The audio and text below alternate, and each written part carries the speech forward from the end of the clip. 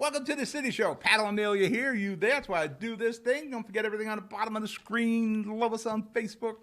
Subscribe to us on YouTube. Follow us on X, Instagram, live stream, all that stuff. Biggest story of the week, Bob Menendez. He's been indicted. FBI raided his home about a year ago and found some cash, some gold bars. I don't think any of that's illegal to have, but we'll see how this plays out. Bob Sr., as we all know him as Bob, Bob has said he ain't going nowhere. He won't be resigning. For that matter, he had a press conference where he announced he is running for re-election again. Hopefully, he will get the party line. Why am I saying that? Because I'm a Bob Menendez guy. And I'll get into that. These allegations against Bob, let them prove it. That's all they are. They are allegations. Let the prosecution prove this. You know, he's been indicted, and I remember years ago they always said you can indict a ham sandwich. Let's see where this goes. You know, Bob is a warrior. You know, I've been covering him for over 25 years now, going back to the old radio show where I hosted, Jersey City's Talking and Hudson County's Talking. It was on Monday nights at 9 and Wednesday nights at 9 on NJ 1430 for you old-timers. I started in radio, and the Yankees took my time slot. They needed a Spanish language outlet. Boop, goodbye, Pat. So that's how I wound up in television. Well, one of the steps to get me in television. I've been covering Bob for years, since he was a congressman, going into Congress. I always called him the bacon guy. He always performed for the people of Hudson County and the state of New Jersey. But he always brought home the grants, the money for the Gateway Tunnel that's starting now. He's so many accomplishments, it's hard to list them all. But he's got the money for the infrastructure. He's got money for roads, repairing the Skyway, whatever the case is, affordable housing money. Bob always delivered for the people of Hudson County and New Jersey. So I'm going to stick by Bob. Maybe I'm wrong. Let him prove to me that I'm wrong. But he's a proven winner, a proven performer for the people of Hudson County. I'm going to stay with a guy like that. Hopefully everything works out. He's got explanations for everything that he's been accused of, and I believe he will. I'm standing with Bob Menendez. Any more cliches I need to use? No. Topics today. And we're going to talk about the body cam footage released on the Drew Washington shooting in Jersey City. We're going to go into quick hits. Haven't done that in a while. Brett Schindler is trying to build a new school. Park access, that's an issue in North Bergen? I don't think so. Jersey City loses again in court. Can't beat City Hall. Sure can in Jersey City. And legal weed is available this week in Jersey City. All right, we're going to break with commercial. You're watching The City Show. I'll be right back.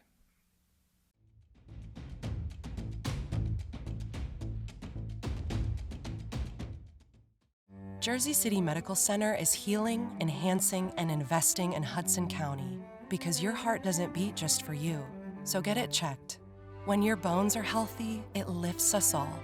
We're delivering joy daily in our Lord Abbott Maternity Wing and providing New Jersey's only NCI-designated comprehensive cancer center. We'll continue building our medical network and taking every precaution for your safety so that we can all be healthy together. Burns Brothers Memorials, Monuments, and Markers, 787 Tunley Avenue, Jersey City. Hudson County's only monument maker, serving all faiths and cemeteries. Design, studio, and large inventory on site. Cemetery inscriptions and custom orders welcome. Burns Brothers Memorials, Monuments, and Markers, 787 Tunley Avenue, just south of Secaucus Road. Craftsmanship that will last for all eternity. Burns Brothers, Jersey City, Albert H. Hopper, North Arlington. Visit us on the net. If you need to see a doctor, RWJ Barnabas Health has 2 easy ways to do it from anywhere. You can see an urgent care provider 24/7 on any device with our Telemed app. Or use our website to book a virtual visit with an RWJ Barnabas Health Medical Group provider or specialist, even as a new patient. You've taken every precaution, and so have we. So don't delay your care any longer. RWJ Barnabas Health. Let's be healthy together. We're back, City Show. Pat O'Melia here, you there. I do this to entertain you, inform you, and educate you. One of the biggest stories in the last month or so was the police-involved shooting of a gentleman, Drew Washington, in Jersey City. There was a mental health episode. Police responded. Things went sideways. But let's get to the details here. First off, the body cam footage has been released. I'm sure everybody's seen it. About a half hour of it. Obviously, there's more footage. We don't have it all, and the Attorney General for the state of New Jersey is controlling the footage. Yelling at Mayor Fulop to release the footage isn't going to do it. Yelling at Jersey City to release the footage or council members. It's the AG's office. After reviewing the footage, and I slowed it down and went back and forth, all that, first thing that crossed my mind, I think the cops did a good job assessing and trying to calm down the situation. You know, they obviously they received some sort of training, because I thought these cops really did a good job. They obviously were preparing for anything from this, going from what they call, it's two types of domestic disturbance calls, SAD and MAD. So they were prepared for either way. Obviously, these cops received some, what they're calling de-escalation training. I thought the cops did a pretty good job there. You know, things went sideways at the end, but I thought the cops did a good job. Just from what the footage we've seen so far, I think the cops did a good job. But let's review. We have the incident here with Drew Washington. A family member reached out for the Jersey City Medical Center. Mr. Washington was experiencing some sort of an episode, and obviously something the family couldn't handle, or they tried to handle, and said, let's get the pros in here. So they reached out for the Jersey City Medical Center. Jersey City's EMS personnel responded to the scene. They engaged in whatever form, and they had decided this may be dangerous, and they wanted the police department to arrive. So the call went out to the Jersey City PD. The Jersey City Medical Center personnel said, we can't handle this. They made their determination. They called the Jersey City Police. I guess the EMS was thinking, this guy could be harmful to himself or others. Let's get the police here. I'm sure upon arriving, the Jersey City Police Department consulted with the EMS personnel as to what the situation was there. I think in the footage, one of the cops say we were here last week. So there was some familiarity with Mr. Washington and the Jersey City Police. And if you're watching the footage, we've seen about a half hour, but you can see all the steps that the cops are trying to take. They're trying to calm down the situation. They're trying to talk to him, asking him if he's all right, can you stick your head out the door, that sort of thing. I thought the cops did a really good job. And obviously, the Jersey City Police, they were preparing pretty much for whatever the situation may turn out to be. Was the shooting justified? I'm a layman, so I don't, that really, the Attorney General's office is going to determine that, if this was a justified shooting. You and I watching it, the guy comes out, he's got a big knife. I don't know, I think that might be justified, but again, I'm a layman here. I don't have the training of the police or the EMS personnel and how this should have been handled. It was a pretty big knife. Now, the question is here, should a mental health professional have been involved? Would it have changed the outcome? Who knows? That's all speculation. If Aaron Rodgers didn't blow out his Achilles, are the Jets 3-0? We don't know. All we can go by is what happened and what the facts of the case are. We should see the rest of this footage so we know all the facts of the case. One guy had the taser, one guy has the gun. He's tased and shot. What was really amazing in the footage I seen, and again, we don't have all the footage, Mr. Washington is on the floor, and they're saying, don't move, I'll tase you again. In the footage I seen, they never acknowledged that there was gunfire. 2 shots, I think, were fired. And the cops don't seem to realize that. They're saying, we'll tase you again, stay down, stay down. Would a medical professional have changed the outcome? I don't know. I don't know if you want to expose a medical professional to a situation that could go sideways. I don't know if a medical professional, again, I'm not one, could have done a better job talking to Mr. Washington than the kids did. Should the police have access to a medical professional? That, I think, is possible, and I think it's a doable thing. We're going to talk about a mental health response group in the future. Jersey City is out with an RFP, but Jersey City is really following the Arrive Together model, which I haven't heard a lot of positive things about. But could the Jersey City police at the scene be able to get guidance from a mental health professional, say in the office at the Jersey City Medical Center? They have a behavioral department. I understand Christ Hospital also does. I know Hoboken has one. Could they have had guidance from somebody over there, two-way radio? That's a possibility. That's something we'll look into now. But we've got to figure out where we're going forward after what happened to Mr. Washington, and it was tragic what happened. All right, let's break for commercial. You're watching The City Show. I'll be right back.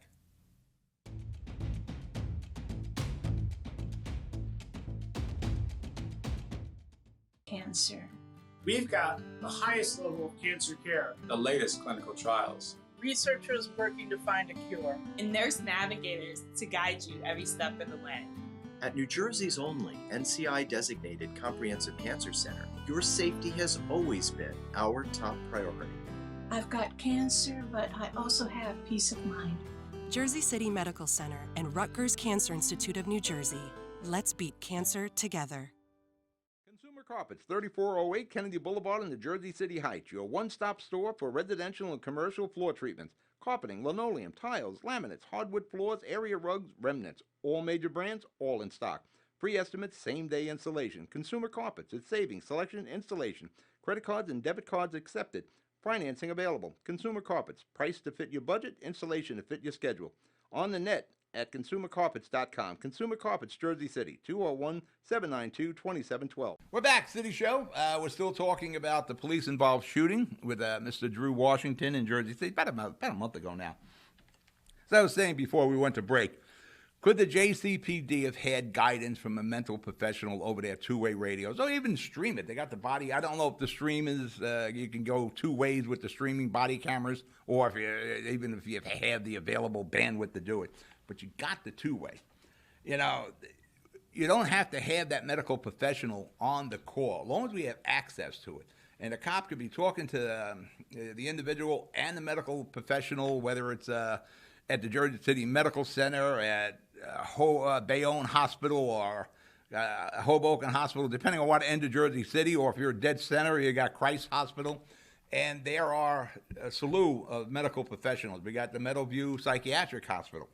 We could have access and be able to communicate, and a decision could be made then, should we have a mental health professional on the scene? And with the sirens and police, you can reach Jersey City from anywhere in Hudson County within like 15 minutes. Yeah, if we're trying to get a medical health professional from the Jersey City Medical Center, we can do that. We can easily do that. We don't need the person riding along with the police. Let the police get there, the EMS is there, they can make a decision. They can be talking right at the door with the guy, and have the medical expert there, and the medical expert can make the decision. Yeah, I think we need to be on the scene. Let's get there. Let's secure the location, make it safe for that civilian, that medical health professional, to be on that scene. We have all the medical health assets available in Hudson County and Jersey City.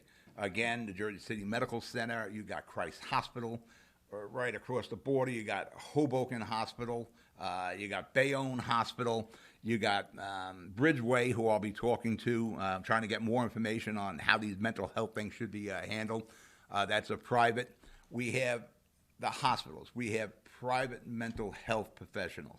We have a psychiatric hospital in Secaucus, county-run Meadowview Hospital. Like I said, you got Bridgeway. That's one of the private concerns. We have social workers on Jersey City, and we have them on the county. We have all these assets. We just need to harness those assets and organize them. So when this situation occurs, we can give the responding EMS and the Jersey City Police all the information and assistance we can, and we can communicate.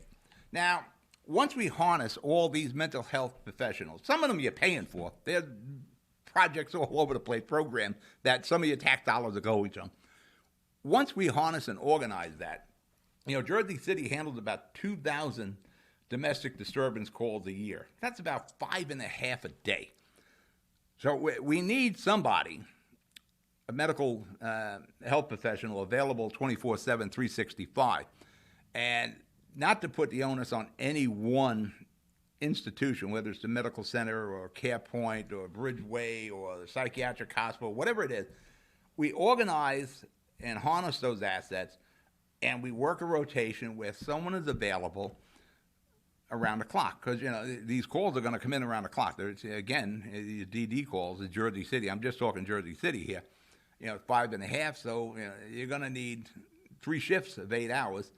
And once it's determined, who's ever working that shift that day, that week, whatever the case is, once we harness these people, they can talk to the responding police officers, the first responders, and make a determination should that medical professional be on the scene.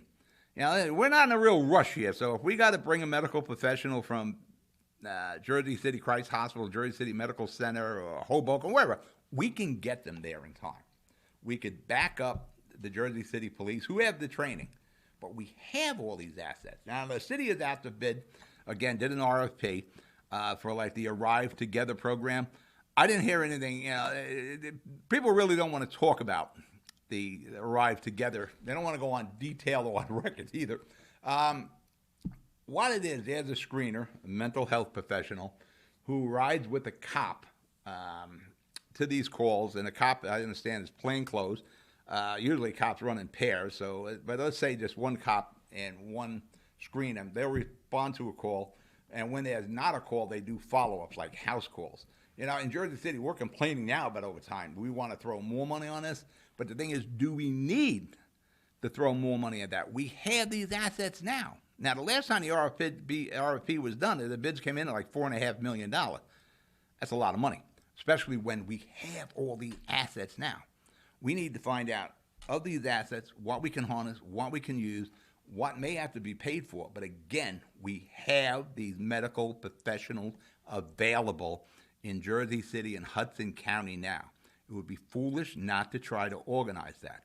So I'm strongly recommending there should be a meeting with the Med Center, Christ Hospital, Bridgeway, private psychiatrists, the Jersey City PD, social workers. They can do all this on Zoom now and try to figure out what works for Jersey City. We need something. And we have the ability to do it. We have the assets here. Just a matter of organizing it. And that needs to be done pronto. All right, we're going to break for commercial. You're watching The City Show. We'll be right back.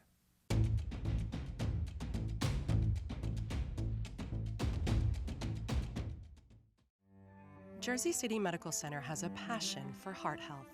We're Hudson County's only full-service heart hospital with innovative technologies and premier cardiovascular physicians, a partnership with Rutgers Health, the latest technology and medical advancements, and nationally renowned care for every heart in every community. Whoever your heart beats for, our hearts beat for you. Jersey City Medical Center.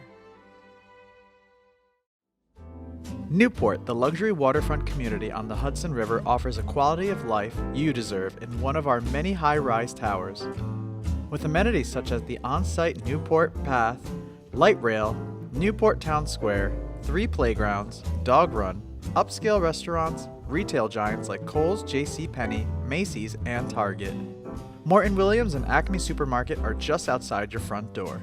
A health and fitness center, skating rink, and medical facilities are also on site. Enjoy the New York skyline from our waterfront and various parks. Manhattan is just one pass stop away, or quick ride through the Holland Tunnel. Nursery and private elementary schools all on site. 12-screen movie theater at the Newport Center Mall. Looking to visit? Stay at the Westin or Marriott Hotel. For more information, visit us at newportnj.com. Make lasting memories to cherish forever. It's incredible. It's you, Newport. Live like you want. We're back. Pat O'Melia here, you there? Quick hits. We haven't done that since we're back there. It's our first quick hit segment of the year. certainly a Jersey City situation. Brett Schindler, the former mayor of Jersey City, big into academia. He's into education. He's always been that way, even when he was the mayor. He's a founder of like one of the first charter schools in Jersey City. Brett's been since he left Jersey City as the mayor. He worked for the state for a while. Ran across Chris Christie when he was heading up the Department of Education, and now he's committed himself to charter schools. He purchased land, something like 10 years or 15 years ago, along Garfield Avenue with the plans of building a high school and elementary school, I believe. And now that it's coming to fruition here, they want to start building it. And lo and behold, some of the land in the back of these, it's behind Garfield Avenue. Most of the houses there, like in Jersey City, they're all like 25 or 50 feet wide by 100. Well, these people, it's been for decades, they had vacant land behind them. So they kind of extended their backyard in true Jersey City fashion. And they extended decks back there. I understand some people have in-ground pools, barbecues set up. And for decades, that was fine. Nobody was doing anything with the land. The land was owned by the city, but lo and behold, the city sold it. And it was all advertised through the Jersey Journal. It was through the council meetings. People just didn't follow it. And really, who does follow all the people like me, the zoning board and planning board meetings? Outside of people like me, who's following this all the time? Well, Brett's ready to start building.